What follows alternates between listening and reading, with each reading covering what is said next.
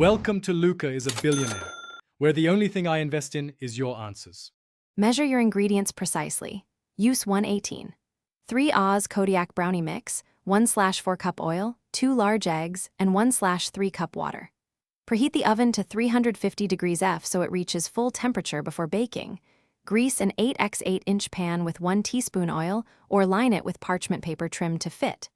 If you want richer texture, fold in 1/2 cup chocolate chips, 1/4 cup chopped nuts, or 1 teaspoon vanilla.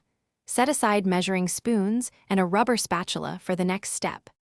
Crack 2 large eggs into a medium bowl, add 1/4 cup oil and 1/3 cup water, then whisk for about 20 seconds until evenly combined. The mixture should be glossy. Pour the wet mixture into the Kodiak Brownie mix and fold gently with a rubber spatula until no dry streaks remain. Avoid overmixing to keep brownies tender. Scrape the sides and transfer batter into the prepared 8x8-inch pan, spreading it evenly to about 3/4 of an inch depth for uniform baking. Place the 8x8-inch pan in the center of the oven and bake at 350 degrees F for 22 to 28 minutes. Check at 22 minutes by inserting a toothpick into the center. Pull it out with moist crumbs, not wet batter. Remove from oven and cool in the pan for 15 minutes so the structure sets.